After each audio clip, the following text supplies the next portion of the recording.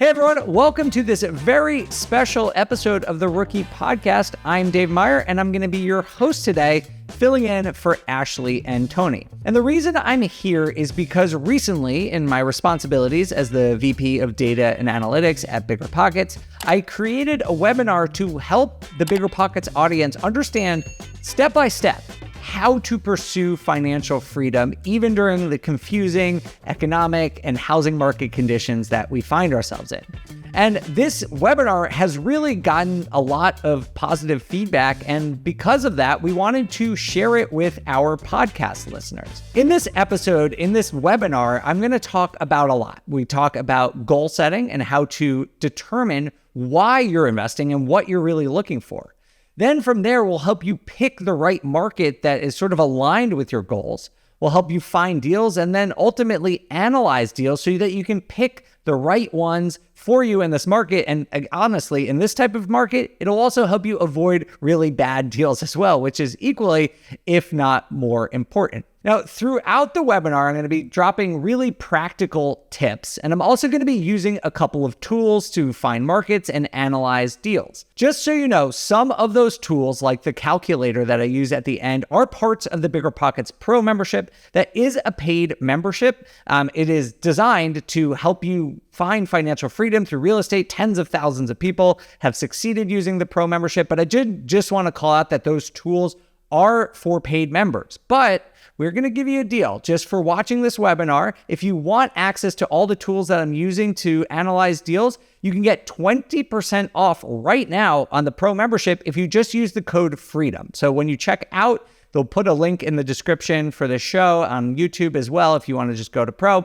Just check out and use the code FREEDOM, FREEDOM, and you'll get access to all the tools I use in this video. All right, with that said, I hope you all enjoy this webinar, 4 Steps to Financial Freedom. Settle in and focus, because the topics and tricks and tactics that I'm going to be talking about today, they're not hard, but they are incredibly powerful tools to help you achieve whatever financial goals you might have in mind and sort of the financial goals that got you to attend this webinar in the first place. I'll give you first, before we jump into everything, I'll just give you a quick high-level overview of what we're going to talk about today. What at the end of this webinar, you can expect to have learned how to set your goals, how to find the right market to invest in, find the right deals within that market, and to analyze those deals to determine which ones are actually worth pursuing. So as the topic and title of this webinar implicates, we're talking about 4 steps to financial freedom, and we're not going to, make you wait for them. Those are the 4 steps: how to set your goals, pick the right market, find the right deals, and analyze those deals. And those 4 steps, I know it sounds really simple, but it is true. Those things can help you, and they are really the essential things to getting you to financial freedom. And I'm actually just going to add a 5th thing, that yes, you can do this in today's market. And I know we are in a weird housing market, a weird economic climate, but let me just tell you something. I have bought deals in the last couple of weeks. I know every single experienced investor that I know is still buying deals right now because they know how to adapt their strategy and to find the right deals in really any type of economic climate. The steps that I am going to walk you through today, these 4 things, work in really any type of economic climate. And as we get through the webinar, I'm going to talk about some tactics or things that you can change in your shiftings, particularly when you're analyzing deals and finding deals that can help you adjust and still make profitable, good long-term decisions about your finances, even during this type of economic climate that we're in.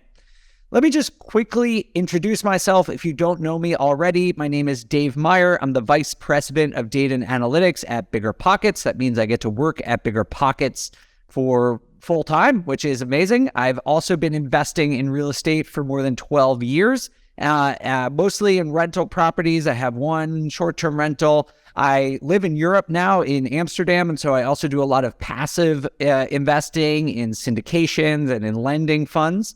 I host the On the Market podcast, which if you like staying on top of the economy and the housing market news, you should check that out. It comes out every Monday and Friday on either Spotify or Apple. I wrote a book with Jay Scott called Real Estate by the Numbers, which teaches you how to analyze deals like a pro. But most of all, what I want you to know is that just like all of you, I'm guessing a lot of you are probably relatively new to real estate. Maybe some of you are experienced, but just like all of you, I was once new to real estate too. I really was unsure what I was doing for the first several years that I was investing in real estate. But ultimately, I came up with some simple frameworks that I use to pursue my long-term goal of financial freedom. And that has helped me through ups and downs, through bear markets, through bull markets. All of that is really manageable once you know some of the tactics and simple strategies that real estate investors have been using really for decades. Like none of this stuff is really revolutionary. It's not new. It is proven. These are proven things that literally tens of thousands, hundreds of thousands of people have done before you. You just need to learn to do them for yourself. And that's what we're going to do. If you do have any questions about this, you can always find me on BiggerPockets. After the webinar, you can hit me up on BiggerPockets or on Instagram, where I am at The Data Deli. I post all sorts of news, data, econ type stuff there. You should check it out. Okay, so we talked about 4 steps to financial freedom, and we're just going to jump right into this right now. No more waiting. Let's get to the first step. The first step to financial freedom is knowing what you want. Like, what does financial freedom mean to you? And I know when you think of this, sometimes people start thinking of financial freedom as being rich, right? Maybe you dream of buying a fancy car or going shopping or, extravagant vacations. But for most people, and at least for me, that is not what financial independence and financial freedom is about. And rather than, finding these showy things, it's much more about being able to do the things that you want, when you want, and with who you want. And for some people like me, love traveling. That is something that it really motivates me in my own investing in pursuit of financial independence. For some people, that's, taking time with their family or being able to start a family and not having to work all the time. And ultimately, I think the most common theme that I see among people who want to pursue financial independence is what they're really looking for is not money, but it's actually time. They want to have more freedom in their day to do what they want. Some people like me still continue to work even once you've achieved financial freedom, but that's because we like to, not because we have to. I get to choose what I do with my time. And I think that is the most important thing about financial freedom is that time, unlike money, is a finite resource. You can't make more of it. And so that, to me, is the most precious thing you can have in this life. And so financial freedom, although it's focused on money, what it's really about is allowing you the time to do what you want. So I think the first step for people, and I found this very, very helpful, and I see people all the time benefit from this, is figuring out what that number is. Like, how much money do you actually need? Because so many people come up to me and they're like, Dave, should I flip houses? Should I buy a rental property? Should I do a syndication? I'm like, well, what are you trying to get to? And most people, they don't actually know what they want. And that's super hard, right? How can you enact a plan? How can you get somewhere if you don't even know where you're trying to go? It's like if you were asking someone, if you pulled over on the side of the road and you asked someone for directions and they're like, yeah, I'd love to give you directions. Where do you want to go? And you're like, well, I don't know.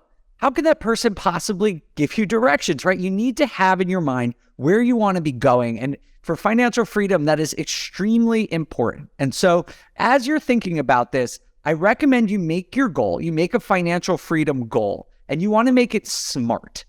Maybe you've heard of this before. I don't know. A lot of people use this. It's very common in business, something called a SMART goal. And I find that making goals in this format helps you stick with them better than other types of goals. And so when I say a SMART goal, what that means is that the goal is specific. So it has to be like a very specific number. So you don't want to just say I want to be financial free. That's not a SMART goal. To make it smart, you need to be specific. So what is financial freedom to you? Maybe it's that you want $7,000 per month in cash flow or in passive income, right? So that's specific. It's also measurable, right? You can, through accounting, you can figure out how much cash flow your portfolio is making you every month. So by saying I want $7,000 per month in cash flow, it is both specific and measurable. You also want to make it actionable, which you're doing right now. You are making a goal that is actionable because real estate is an actionable way to pursue financial freedom. Relevant, by saying cash flow, that is, by most people's metrics, cash flow is what you want if you're pursuing financial freedom. And so cash flow, as long as your goal is about cash flow, it's probably relevant. And then the last one, don't forget about this, is time bound. So that means you have to put an end date to this goal, right? You can't just say, I want $7,000 per month in cash flow. That's a pretty good goal. But if you say, I want $7,000 per month in cash flow within 5 years, now that is a powerful goal. It has put the clock, it has started the clock in your head, which will start motivating you, hopefully, to start getting towards this goal. And so I really encourage you, you don't have to do it right this second, but you probably have a number in your head. I'm guessing all of you are sitting there. It's like, oh, mine's 6,000, mine's 10,000. I don't know. But after this webinar, take some notes, write this down. If you don't have something in your mind right now, write it down. Go after this webinar, go think about what it is that you want out of pursuing real estate, because I promise you, getting a crystal clear idea of what actually matters to you is going to be motivating. It's going to help you stay on pace, on track. It's going to help you through the difficult times. There are difficult times in real estate investing. It's not hard, but there's going to be challenges. And having that crystal clear goal is going to be really helpful to you. So ask yourself, are you ready to achieve that goal? I mean, once you have written that down on paper, once you know in your mind what it's going to be, are you actually ready to put in the time and the effort to do this? It's not hard, like I said, but it does take action. It does take you actually doing something. Real estate, they say, is passive, and it is much more passive than a normal job, but it's not like you can do nothing. You actually have to get up and take action to start pursuing that goal that you have. So let's do that. That is the goal number one, guys. That is step number one, is to set your goal and come up with that intention that you have that's going to guide you through the rest of your real estate investing. All right, step number two is picking the right market, right? Once you know what your goals are, you have to start backing into how you're actually going to pursue that. And the number one thing I'd recommend you do next is picking the right market. And when I say market, I'm talking about like a location. So you could say California, or you could say Los Angeles, or maybe like the specific neighborhood within your metro area that you want to invest in. But maybe you don't know. So there are two key questions that I think you need to ask yourself when determining what kind of market you want to invest in. So number one question, is your goal related to net worth or cash flow? So as I said, if you are pursuing financial freedom, most people want their goal to be about cash flow, because cash flow, unlike building equity, which is sort of the other way you earn a return as a real estate investor, unlike building equity, cash flow can easily replace your 9-to-5 income or your W-2 income or whatever your income is, right? So that is really important. So I'm going to assume most people are talking about cash flow here.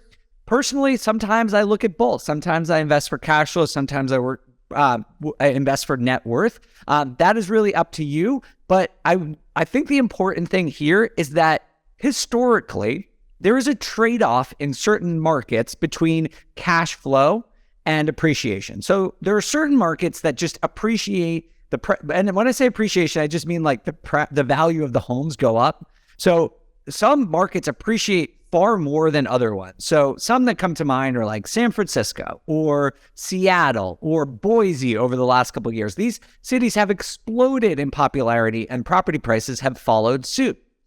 The thing is, though, when properties appreciate like that, it makes cash flow harder to find, right? Because rent doesn't usually grow as quickly as home prices. And so when home prices grow faster than rent, it makes cash flow hard to find. So that means that the cities that appreciate a lot are typically harder to find cash flow. It doesn't mean it's impossible, but it's just harder. The other thing that you should consider is that some markets are better for cash flow. So when you look at a city like Philadelphia or Baltimore or Birmingham, Alabama, for example, these cities the property prices are not as expensive, and so they actually cash flow better.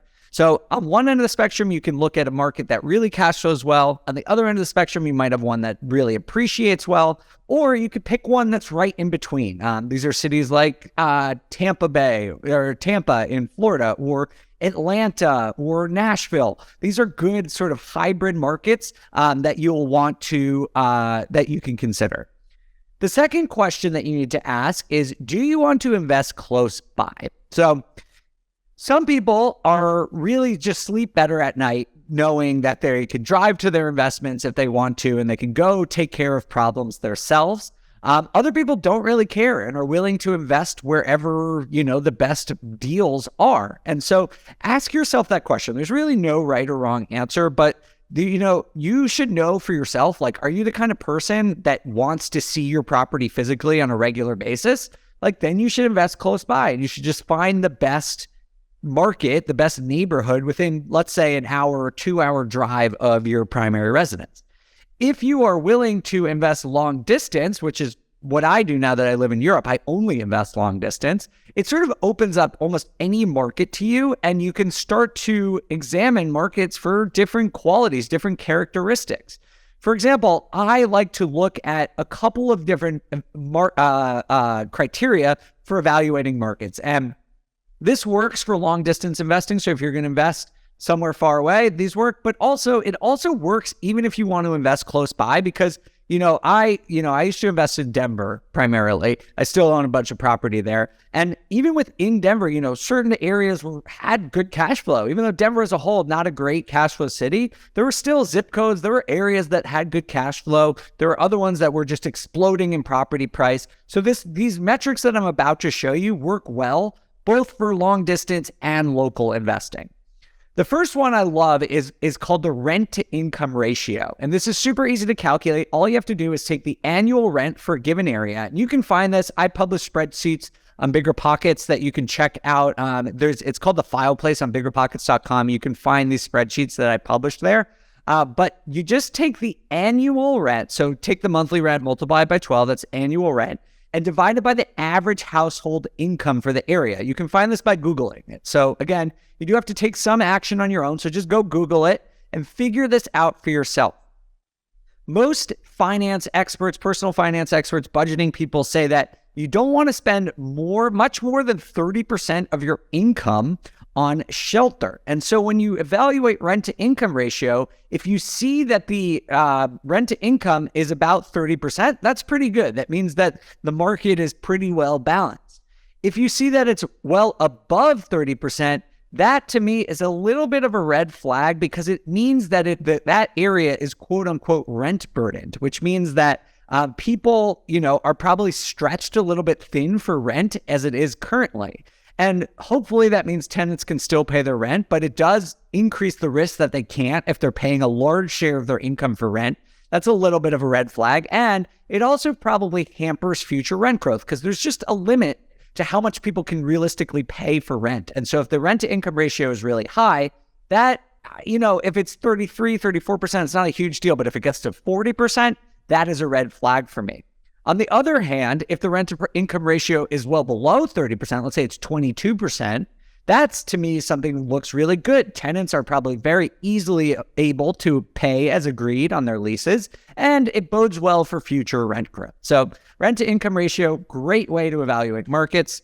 The second one is called the rent to price ratio. And this one's also super easy to calculate. All you got to do is divide the monthly rent by the average purchase price. Sorry, on this deck, it says annual rent, but that was a mistake. My bad, guys. It is monthly rent divided by the average purchase price for the rent to price ratio. And rent to price ratio is awesome because it's a proxy for cash flow, right? So when you do this, you're basically saying how much income are you getting? That's the monthly rent. And comparing it to your biggest expense, which is the purchase price. And that ratio helps you understand how much cash flow you're likely to get in. You're probably going to get a number when you evaluate this somewhere between 1% and 0.5%. And the higher, the better, right? So the higher the number, if it's around 1%, it's probably going to be a market that has abundant deals with cash flow. If you get something below 0.5%, it's probably a market that doesn't have a lot of cash flowing deals.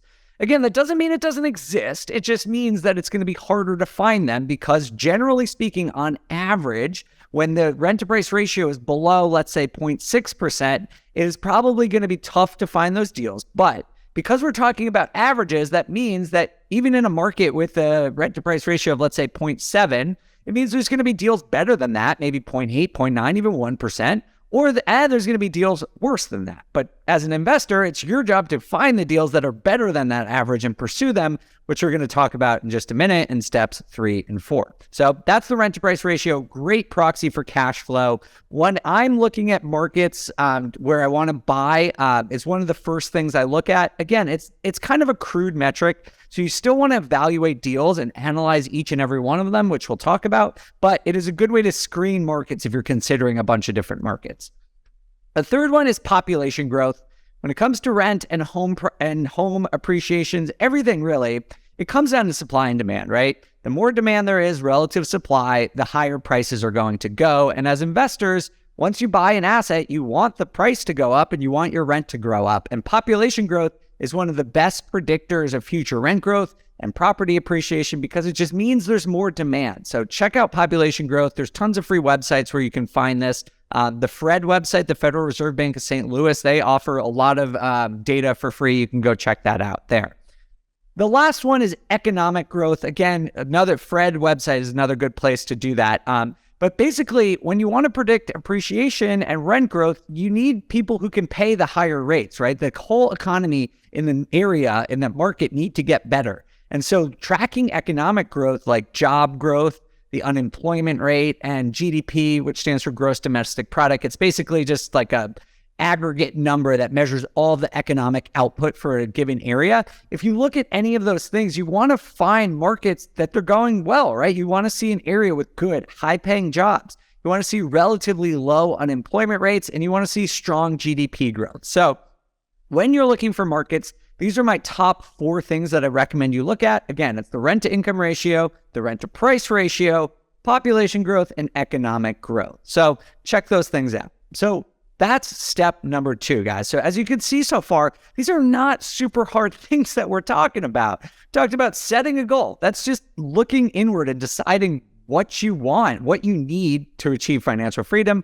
Step number 2 is selecting your market and figuring out where you physically want to buy an asset. And the next step, step 3, and again, we only have 4 steps, so we're moving along here. Step 3 is finding a property. Okay. This gets a little bit harder, but it's not hard. This is really about developing a system where you can look at a lot of properties. So the number one thing I want you to know about finding a property is that most of the properties, almost all of them, are going to be bad. That's okay. So don't get discouraged. I talk to so many people who are like, oh, I've looked at 5 deals and none of them work. It's like, yeah, exactly. If they were all super easy, people would all be going out and doing that.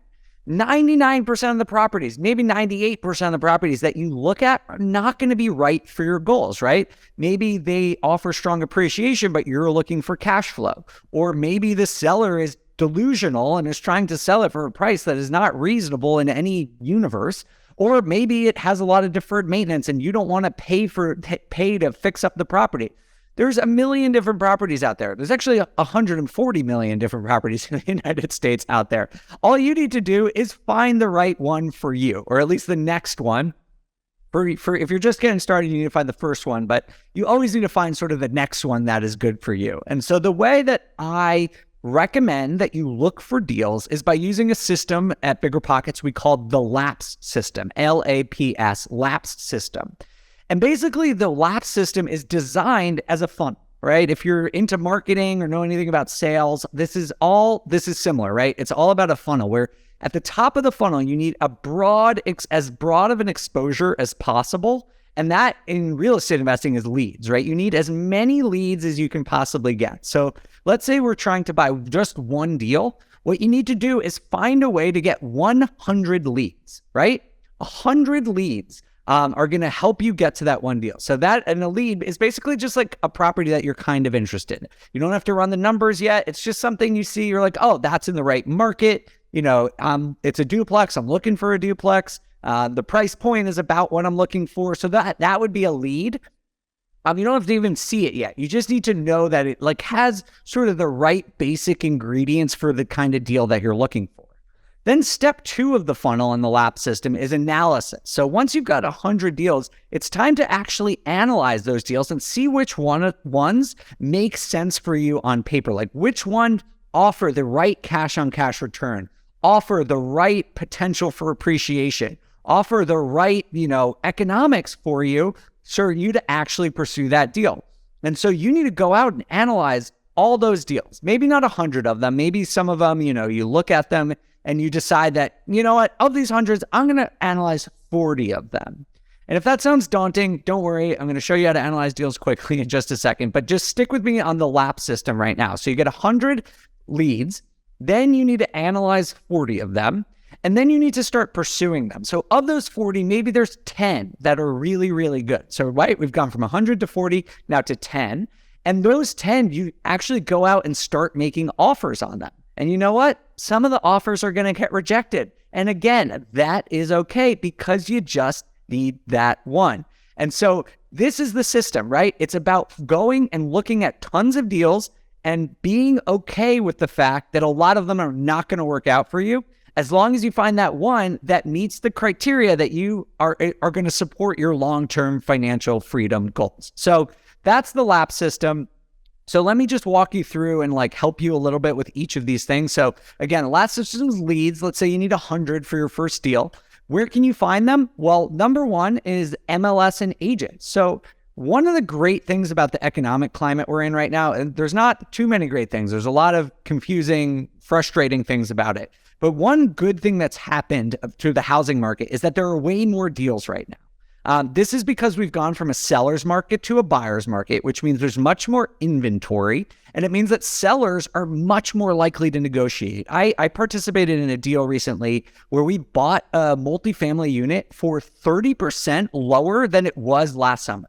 30% lower. And that's not what they listed it for. But after a lot of negotiation, that's what we were able to get it for, because sellers know that housing prices are rocky right now and they're willing to accept deals under list price. And so it used to be, over the last couple of years, like during the pandemic, you really sort of had to find off-market deals, or at least that was the most reliable way to find good deals, was off-market. That is not true anymore. You can now find very good deals on the MLS, on Zillow, whatever, website you want to use. There are a lot of good deals. So that's the number one way to do it.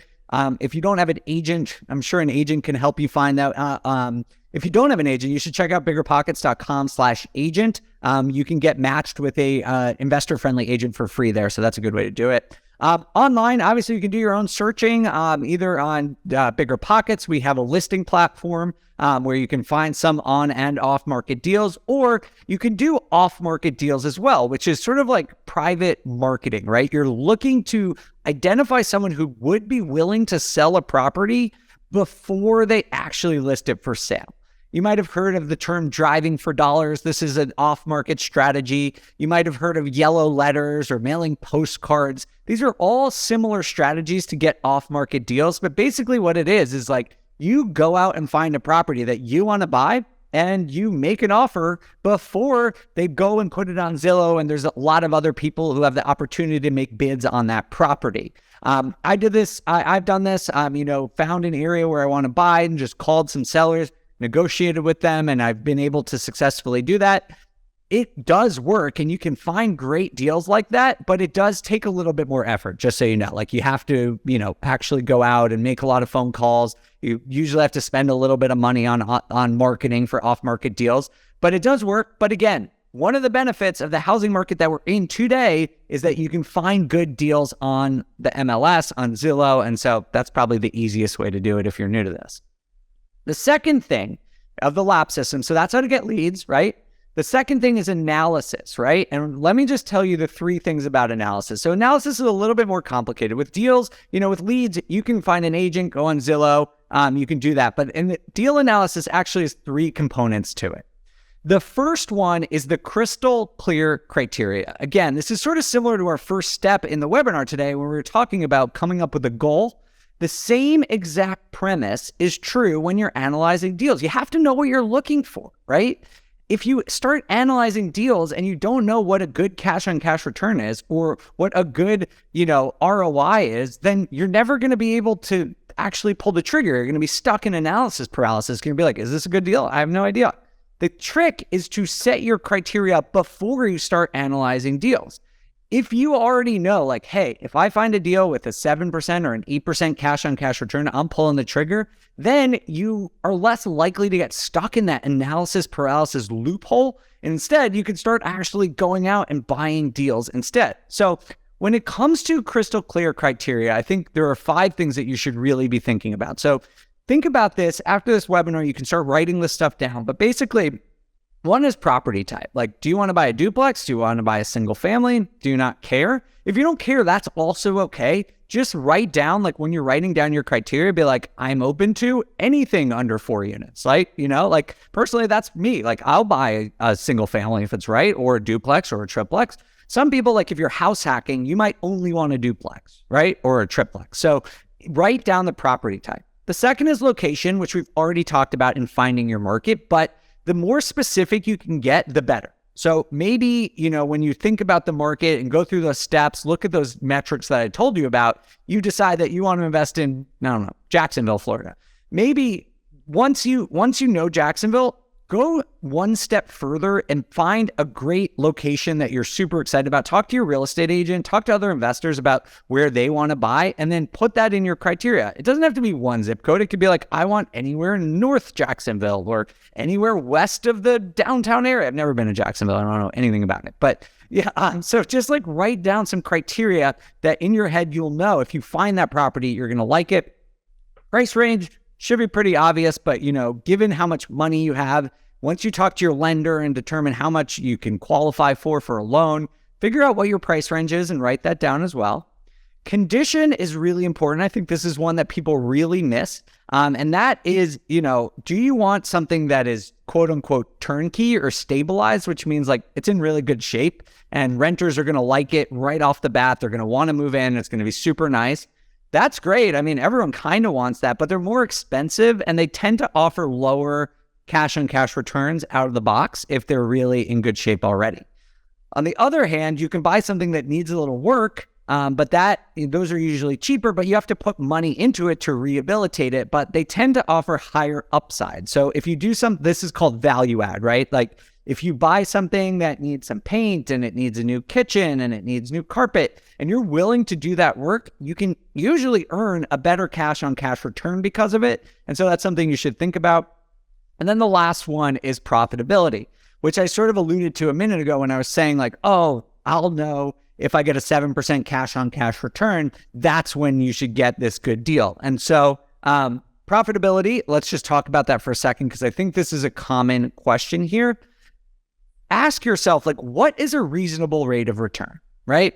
We're going to talk about the metrics in just a minute, but think to yourself, like, what do you want? Like some people come out and say, I want a 15% cash on cash return.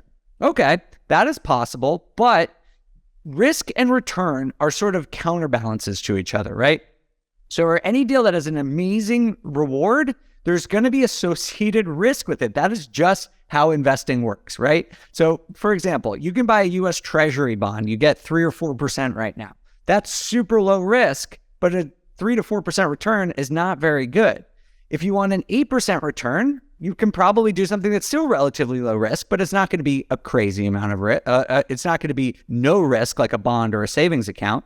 And as you go up in the amount of return that you're targeting, you have to understand that there's more risk. So like flipping, for example, you can earn a 30% ROI on a flip, but flipping houses is relatively risky in terms of the spectrum of real estate investing. Buying a rental property, you can easily expect to get an 8, 10, 12, even a 15% total return on your property with relatively low risk. So I think that is a great rate of return that you should target. Some of that could be cash flow. Some of that could be through amortization or appreciation. But that's something for you to think about, what level of risk and return you're comfortable with. And then you need to think about like, what's a good deal in your area, right? You pick a market and find out what a good deal is. Like, are you looking at deals and all of them, like all of your friends who are investors or every deal that you look at is a 7% cash on cash return. Then all of a sudden you're analyzing your 40 deals like we talked about and you see one that's a 9% cash on cash return. That's when you know it's time to pull the trigger, right? Like that's how you know what deal is the right one for you to pursue, is once you establish what's a reasonable rate of return and what's a good deal in your area. And if you're saying, oh, I don't know, I don't have friends, I don't know what a good deal in my area is, we'll get to that because that will come from analyzing a lot of deals, right? If you analyze 40 deals, you'll know what the average cash on cash return is for those 40 deals, right? Because you've just done it. I'm going to show you how to do that in just a minute. But, that's a great way to do it is just analyze a lot of deals. You'll understand what a reasonable rate of return is, and then you'll be able to spot the ones that are even better than the average. And those are the ones you want to go after. All right. So once you know these criteria, like what metrics should you be looking at? And I'll show you how to calculate these in just a minute. But number one, as we talked about for financial freedom is cash flow, right? And if you probably heard this term, I'd imagine, but if you don't know what it actually means, basically cash flow is if you take all the income from a property, for a rental property, that's, rent, for a short-term rental, that's, your also income coming from your guests. So you take your total income, and then you take all of your expenses, that's your insurance, your mortgage, we'll get into all this, but all of your expenses, you just subtract it, that's your cash flow. Super easy, right? So we're going to talk about we're going to calculate that in just a minute, but that's what cash flow means. I just want you to understand what it means. We'll do the math in an easier way in a minute. Second one is cash on cash return. And so we just talked about cash flow, but if I told you, I earned $300 a month in cash flow and asked you if that was good, what would you say? Well, if I spent, $10,000 to earn $300 a month in cash flow, that would be great. That'd be fantastic. But what if I spent $1 million on my investment in order to earn $300 a month in cash flow? That's not so good. So you need to measure the cash flow as a percentage of your total investment. And so that's what you do. At cash on cash return, basically you take your annual cash flow, you divide it by the amount of money, your cash that you invest, and you get a percentage, right?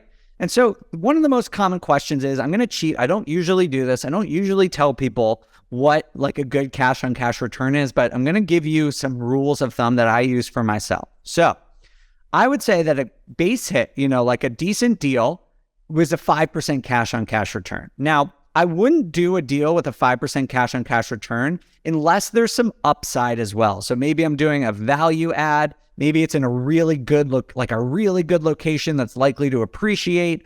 Maybe I know something about the zoning where I'm going to be able to add another bedroom or an ADU in the future. That's when I would consider a 5% cash on cash return. If I'm just looking at a deal for pure cash flow, I usually look for something at least 7 or 8%. If you can hit 10%, I think that's a fantastic cash on cash return. And if you can hit 15%, that is a grand slam. You found a great deal. But like I said, make sure that you're not taking on an excess amount of risk to get that cash on cash return. It might be in a bad neighborhood. It might be a property with structural problems or something like that in order to get that 15% cash on cash return. So when you see a great deal that is way better than every other deal, you want to be interested and jump on it, but also be a little skeptical. Make sure you say to yourself, is this real? Is it too good to be true? Because again, risk and reward, they are counterbalances to each other. And where there's one, there is usually the other. So that's two metrics. We have cash flow and cash return. We also have equity. I talked about building your net worth earlier, and equity is the amount of money that you have sitting in your deal, right? So if you take the property value, which hopefully is going up over time, and then you subtract all of your liabilities, which is basically like your mortgage, like the amount of money that you owe the bank and, any other debts that you have to pay off when you go to sell the property. That's how you get equity. And that grows over time through different ways that I'll show you. But basically, your property value going up, paying down your loan helps that. If you do any value add and improve the property at all, you can build equity. And that's another way, in addition to cash flow, that you earn a great return as a real estate investor. The last one is total profit, which is basically combining the two things I just talked about, which is equity and cash flow. So if you add your equity and cash flow together, you get your total profit, which is at the end of the day, sort of like the highest, most important number for a lot of investors is how much are you making on this deal total? All right, so enough talking. Let's actually do this. We're going to run the numbers together. That's the third step. So now we know the criteria. We know what metrics we're going to look at. And now let's do it. We're going to run the numbers. I'm going to show you how to do this. So we're going to actually just do this together. We are going to analyze a real live real estate deal. And I'm going to show you how easy this is, right? Remember I said during the LAP system that you need to be able to, look at a lot of deals. You need to analyze a lot of deals. I'm going to show you how to do it quickly using the BiggerPockets calculator. So I'm just going to jump over here and just show this to you. So I'm just going to jump over here to BiggerPockets.com. You can find this. If you go to the tools area, there's all these calculators here. I just hit rental property.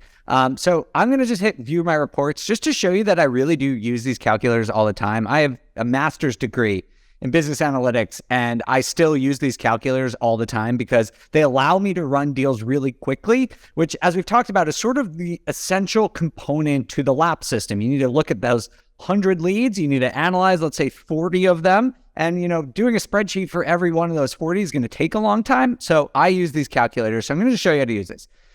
We just hit start a new report, and I'll just show you that I found a property here on the BiggerPockets deal finder. So if you just go over here to tools and hit real estate listings, you can find deals. I was talking to an agent in Tulsa the other day. So I wanted to look for properties in Tulsa, and I picked this one right here. It is an occupied duplex that's selling for $165,000. Each side is 2-bed, 1-bath. And this is in Tulsa, Oklahoma. So this is what we're going to look. We're going to analyze this deal. I have not analyzed this before. I did find the listing before, but I don't know what's going on. Dahlia is the agent I was talking to. She's a great agent if you are looking to invest in Tulsa. Okay, so let's just go back to the property calculator. I'm just going to paste in the address here, and it should auto find that and fill that in for us, which is great. And I'm also going to add a photo. And you don't have to do this, but because the lap system, sort of necessitates that you are looking at a lot of deals, you probably might forget the address. At least I do. Like, I will never remember 1050 North Irvington Avenue, but I will remember this photo. I guess that's just like the way I remember stuff. So I add photos to it because I think it's helpful. And then next, we're moving on to purchase. So what was it for? It was going for 165. So I'm just going to assume at the beginning, and we'll talk about this because I do want to talk about offering under list price, especially in this kind of economic environment. But for now, I'm just going to put it in at list price and say that we're going to buy this for $165,000. And closing costs are going to be around $4,000. And if you're wondering how I know that number of $4,000, well, I've been investing for a long time, so I have a pretty good idea. But if you don't, you could just check out these help things over here. So just click on calculate closing costs. And you can see, for example, typical closing costs are around 1 to 2% of the purchase price of the property, but it can differ. I'm going to assume it's actually above 2% because for lower price properties, I actually think it's above 2%, but check that out. So I'm going to assume then we need to discuss, are we rehabbing the property? I don't really know anything about this property, but let's just assume that we're going to put some money into it, right? That's one of the best ways to make money as a real estate investor. So let's assume, and I'm making this up, guys. I just want to show you how to use these calculators, how to run a lot of deals. I don't know if these are accurate. When you're running your own deals, you're going to want to think through each of these pretty carefully. I run a lot of deals, so I could do these pretty quickly, but you'll get there. So after repair value, let's say that we get up to 200, we think we can make the value of this property $200,000 by putting in, let's say, $15,000, right? So now we know what a lot of our costs are, and we're ready to move on. There's something here that you should look at, which is this property value growth here. So we at BiggerPockets, when we built these calculators, put an assumption at 2% property value growth.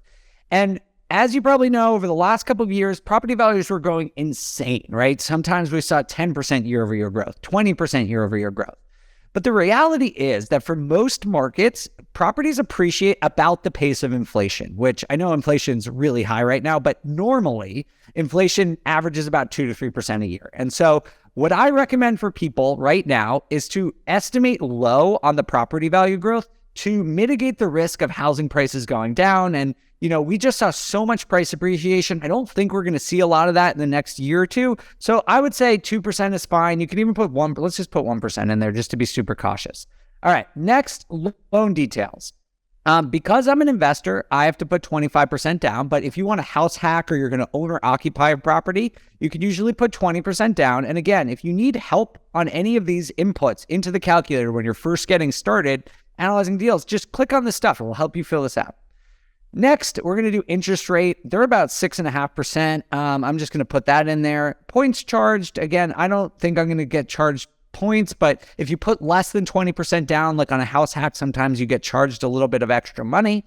And then I'm going to do a 30-year fixed rate loan. I love a fixed rate loan. I'm going to do it for 30 years and hit next. So as you can see over here, we're already doing pretty well on this property. We've done property info, we've done the purchase price. Now I've done loan details. Now it's time for rent. This is one of the, questions I get the most is like, how do you figure out rent? Cool thing about the BiggerPockets calculator is it's already telling us that for each of these units, it's $795 per month. But let me show you how BiggerPockets actually comes up with that. We have this other tool called the rent estimator over here. It's actually a tool I helped build, which I'm pretty proud of. So if you check this out, I could just type in, I'm just copying and pasting the address. I'm going to do this and hit search address, right? So what this does is it pulls comps for rent near this property. So we can see that in this area, there are a bunch of different comps. This one's a 1-bed, 1-bath for $650 nearby, but this is a 2-bed, 1-bath. And so it's going to average, there's an algorithm that's going to look into it and tell us like, here's probably the best comp right here. 2-bed, 1-bath, similar size, for $800. So we can look at each individual thing. We can learn some stuff about the property, like that the property taxes are $2,000 a year. We can learn all this great stuff about it. The cool thing about the calculator that I really like is that this says the confidence level, and it's telling you that the confidence level is low, which is not ideal. But as an investor, I appreciate the fact that this is saying like, we think it's $295, but we're not super sure. So the best way to use this tool, in my opinion, is use it when you're analyzing those 40 deals. Like this is genuinely what I use when I'm doing 40 deals. When I get to that pursue level of laps, right? Remember, leads, analyze, pursue. When I'm making offers, I will do a much deeper dive into the rents to make sure that I'm accurate, because that's a super important component of analysis. And the way I do that is when I look at Zillow and see what other things are renting for, but I'll also call property managers or other investors that I know in the area and sort of get their read on what it will rent for to make sure that I'm accurate. So the good thing about the calculator is it told us this, it's $795, but the important thing is that this is a duplex. So that's $795 per unit. So that would be $1,590 total for gross income. So that's what I'm going to put in there. Again, here, we're going to put in income growth, annual income growth. I actually think it's going to be low the next year. So I'm going to say 1%. That is very conservative because when I buy a rental property, I plan to hold it for 5 to 10 years. And I do think that income will average more than 5 to 10%, 1% per year over 5 to 10 years. But like we've been talking about, I want to be conservative in this type of economic climate. And so I'm just going to put 1% annual growth just to be safe. Then going on to the last section. As you can see, we already, the calculator knows all this public information. It knows what your property taxes are. I'm going to estimate insurance around $1,200. I just have a good sense for these kinds of things, but you could just Google this. So just like Google Tulsa, Oklahoma average insurance, and you'll be able to find this. I'm going to put $1,200 a year for this. And then it's time to do some of the variable expenses. So I think, right here, repairs and maintenance, I'm going to put, let's say 5%. If I was, it depends on the property condition, but the reason I'm saying 5% is because I just said at the top of this calculator that I was going to put 15 grand into this property. That's 10% on the property price, right? I'm going to put 15 grand into it to upgrade it. And so I don't think my repairs and maintenance are going to be as high as they might be had I not put that initial investment in, right? Vacancy, I like to put 5%, and capital expenditures, I'll also put 5%. Capital expenditures are similar to repairs and maintenance, but they're for the big stuff, right? So it's like for your roof or the HVAC system or the foundation, whatever. You want to make an improvement to the property, that's a capital expenditure. But again, because I'm investing, 10% of the purchase price back into this property, I think that the CapEx is going to be low. I live in Europe, so I'm not self-managing this thing. So I'm going to say 8% as management fees. And then that is it for me. I personally like to let my tenants just pay utilities directly. Like if they have electricity, they should pay what they owe. I don't need to get involved in that nonsense. So I put 0% here. If you get a duplex that's not metered separately, again, I just recommend Googling it. Just say like, what is the Google median or average electricity cost for a 2-bedroom apartment? You'll be able to find it in your area. Specify the area, and you'll be able to see that. Water and sewer is usually like $10 a month. Garbage, I usually pay this stuff $10 a month. And that's it, guys. That is it. That is analyzing a property. I've been, blabbering on here, and this took me like 5 minutes. So if I wasn't talking to you, I could probably do this in 2 or 3 minutes. And, when you first get started, this is going to take you 10 or 15 minutes. But I promise you, after you do like 3, 5, 10 of these things, you're going to be able to do them really quickly. And all you got to do is hit finish analysis here. So that's it. Now we can see that was all it took, just that little effort. And now we can get all the numbers for analyzing a deal. And remember what I said. 99% of properties you analyze are probably not going to be the right ones. Actually, what I said was 10, you're going to want to pursue 10 properties. So let's say 90%, you probably won't want to go past the analysis stage. Let's see if this is one that we think that we would pursue. So at first glance, this is probably not up to the standard I personally would invest in, because even though there's a $151 a month in cash flow, not bad, the cash on cash return is a little light. It's at 3%, which is not great. But the annualized return, remember we talked about total profit? That's at 11%, which is good. Just for reference, the average stock market is 8 or 9%. So even though this is below my standard, it's still better than what most people get investing in index funds in the stock market. So this, if you're thinking, oh, that's too bad, it's not a great deal, don't think that just yet. Because while a lot of people think you can just go out there and find deals, and sometimes you can, sometimes you need to make your deal. And so when we were looking at this deal, I assumed at first that I would just pay full asking price. But I think the cool thing about the BiggerPockets calculator is I can actually say like, all right, 3% isn't good enough for me. What happens if I offer, I don't know, 155 instead? I can drag this here, and now I can say, all right, now it's at a 4% cash on cash return. That's not bad. What if I could offer, let's just say I can get it down to 152. What are we at here? All right, 4.5% cash on cash return. Probably still too low for me, but now we're getting closer. So in my mind, I'm thinking, all right, maybe I can pursue this deal if I can get the seller to accept whatever I put in here, 151,700. How about this? During today's current market conditions, this is a trick for you all. Because we are in a buyer's market, a lot of sellers are willing to buy down the interest rates of their buyers. That means they pay like $3,000 or $5,000 so that the buyer gets a lower interest rate. It's really cool. Ask your real estate agent about it. A lot of sellers are willing to do this right now. So let's just say, okay, let's say our seller will buy down our rate to 6%. All right, now we're talking. Now we're getting a 5.3% cash on cash return. Maybe they'll do a 2-1 buy down where I actually get my rate bought down by 2%. So let's say it goes down to 4.6%.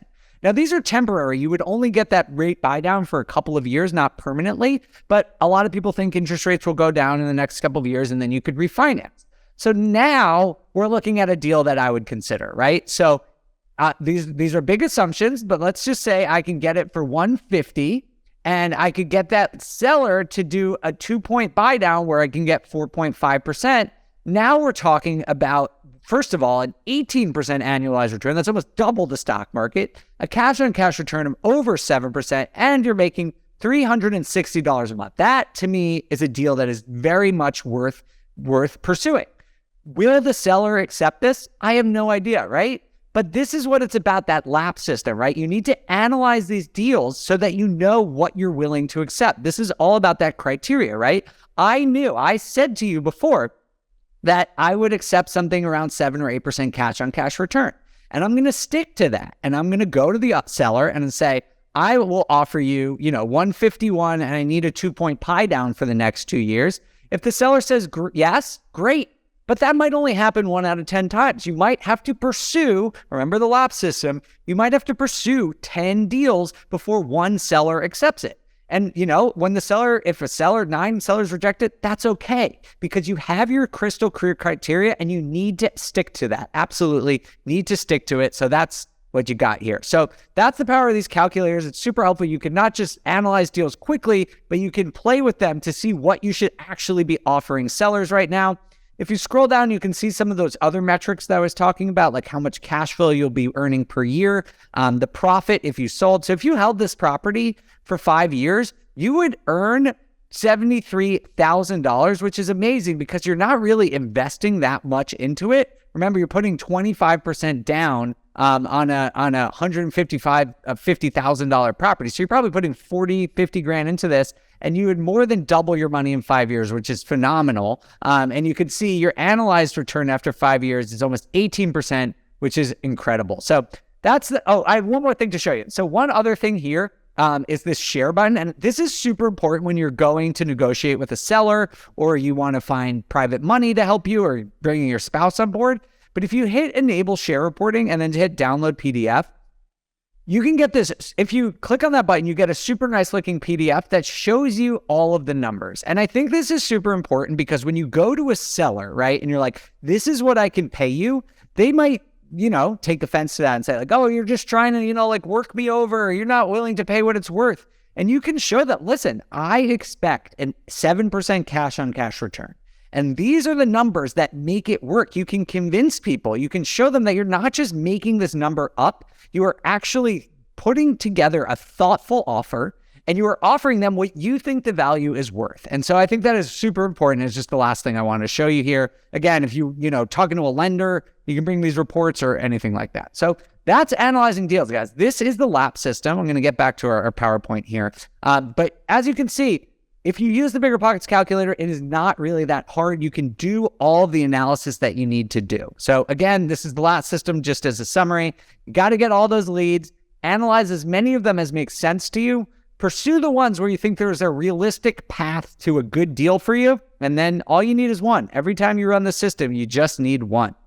So now that we've talked about you, I just want to talk to you a little bit more about buying in this type of market that, it's super hard to time the market. I spend my whole life basically analyzing the housing market, and I don't try and do it because it's super hard. I will try and offer below asking right now. If someone says, if I'm looking at a property that's 200 grand, I'm not going to offer 200 grand right away. I'm going to offer below asking to provide myself a little bit of a cushion. But what I know and other experts know is that timing the market is nearly impossible, but time in the market is what really matters, right? So over time, if you get that amortization, that cash flow, that is what leads to financial freedom. And this is, real estate is not a get rich quick scheme. It is about, building property and portfolio over time. And when I encounter people and I guide people and coach people on investing right now, a lot of people say, what's happening next year? What's going to happen 6 months from now? I don't know. No one knows, but that is okay because real estate is a long-term game. It's about where your property values and where your portfolio is going to be 5 years from now, 7 years from now, 10 years from now, 20 years from now. And so if you can find deals that you think are going to help you over that life period, that lifespan, that 10 years, then it's not as important what happens next year. Again, don't go out and buy anything. If you think the property value is going to go down 5%, offer 5% below asking. I'm not saying to just go spend willy-nilly, but I'm telling you to just focus on the things that are, focus on the long term, because that's what financial freedom is all about. You're not going to get there in a year or two unless you have several $1 million already. But if you concentrate on the systems that I've talked to you about today, you can get there in the next couple of years. So let's just quickly review. 1, do you have a goal in mind? Do you have a crystal clear idea of what you want and why you're pursuing financial freedom in the first place? Number 2, do you know some strategies for evaluating real estate markets? There are 4 metrics. If you, hopefully you wrote them down, but you can go check those out, or you can watch this webinar again to get those again. Do you know how to begin analyzing your next deal? Hopefully that demonstration I just did shows you that this is not hard and you can do that. You can run dozens of deals in a single day if you just commit yourself to it.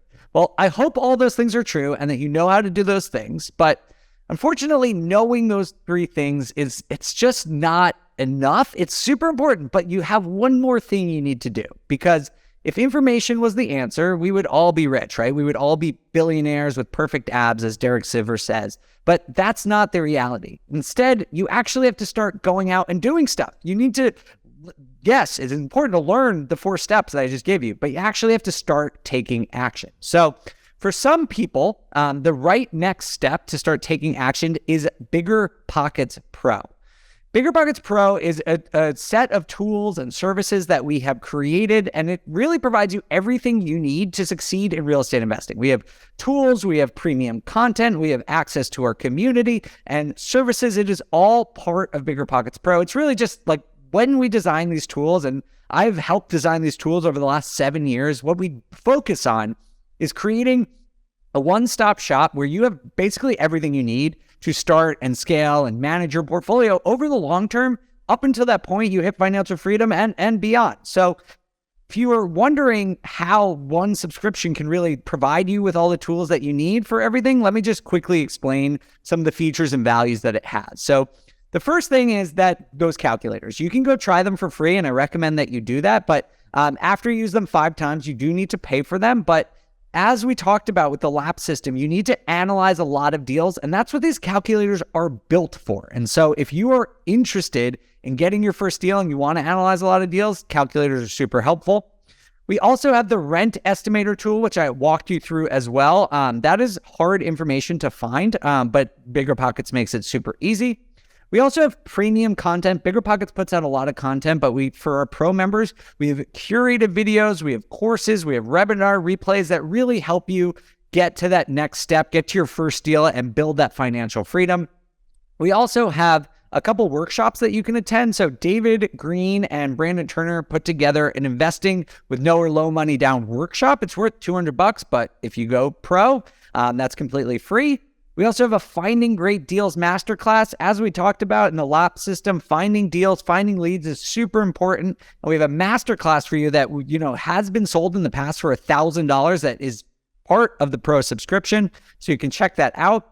You also get to show the community you need mean business with your pro badge. And I think this is super important because personally, I get asked for investing advice all the time by people. And I never know if they're really serious. Like, are they just tire kickers? Are they entrepreneurs? Or are they actually people who are going to take action and start investing in real estate? And the pro badge is one way I know when I'm interacting with people on BiggerPockets that they're serious, that they are willing to put some skin in the game and start working on their financial freedom. And so that's I think a really overlooked value of the BiggerPockets Pro membership. Next, we have lawyer-approved lease documents. So if you need a lease, if you need a break lease form, a pet addendum, whatever it is, every state in the country, we have up-to-date legal forms for anything you need as a landlord. So that's super valuable. We also have tools and services, which are incredible. This is new stuff. It's so valuable. It's like kind of crazy that we include this in the pro membership, but you get free property management software from RentReady, which is one of the most reputable, best property management softwares. You get that completely for free. You get discounts on AirDNA, which will help you if you want to be a short-term renter. You get discounts for CPA courses, and you even get access to Invelo, which is a tool for finding off-market deals, which is really incredible. All these things cost, honestly, hundreds of dollars, but you get them for free. The last thing I'll mention about our BiggerPockets Pro is boot camps. So you can learn from some of the most experienced investors in the world. These are only open to pro members. But if you want to learn from Ashley Kerr or Tyler Madden or Avery Carr or Craig Kirlap or Matt Faircloth, any of these experienced investors that you hear and see on the BiggerPockets platforms, they teach courses that are only available to pro. And you can do that if you join pro. But all these features, all the things that I'm talking about, they're great. But the number one reason to consider pro after all this, the number one reason is just simply because it works. Guys, I have worked at BiggerPockets for more than 7 years now, and I genuinely mean that I have seen tens of thousands, probably 30, 40, 50,000 people pursue and get close and achieve financial freedom through BiggerPockets Pro because it works. Let me just read you a testimonial from Aaron C., who said that the BiggerPockets calculators are my go-to for analyzing potential properties. There's no way I could analyze the volume of properties I do without being a pro member. I locked up my first 3-unit almost a year ago, and I'm now selling for almost a $70K profit that will go towards something larger. The BiggerPockets calculators were a huge factor in making sure my numbers were right. I also got a note from Patrick M., who said, back in June, I attended one of your webinars. Right afterwards, I signed up for Pro. In the next couple of weeks, I analyzed a bunch of deals. Note that, guys, right? Remember, analyzing a bunch of deals is important. Eventually, I found a fourplex. I got it under contract 3 weeks later and after signing up for Pro. And a week later, closed on another property that was 6 units. Big thank you to you and the entire team. Final quick tip, sign up for Pro Annual. I made my money back at the closing table. So as you can see, this is a system that really works, and I do believe that it can work for you. If you're curious how much it costs, you probably are used to seeing real estate coaching and mentorships that are in the thousands of dollars. BiggerPockets Pro, because of what we believe at BiggerPockets, is only $390. And that might be shocking. It's honestly an incredible value because at BiggerPockets, our whole mission is to help anyone achieve real estate investing. We don't believe that you need to have thousands of dollars to get started. We believe that if you can afford $390, that a very reasonable amount for the amount of value that Pro offers you, you can pursue financial freedom. That said, just for attending this webinar, we're going to actually even make it cheaper for you. We're going to give you 20% off, and you're going to get it for $312 if you go Pro right now. So you can save 20% off BiggerPockets Pro. You can use the code FREEDOM23. That's FREEDOM 23. I think you all probably know how to spell the word freedom, but I spelled it for you anyway. Freedom 23. Just use that and get 20% off. If this isn't convincing enough, I have one more thing for you guys. I have one more bonus for you, and it's my book.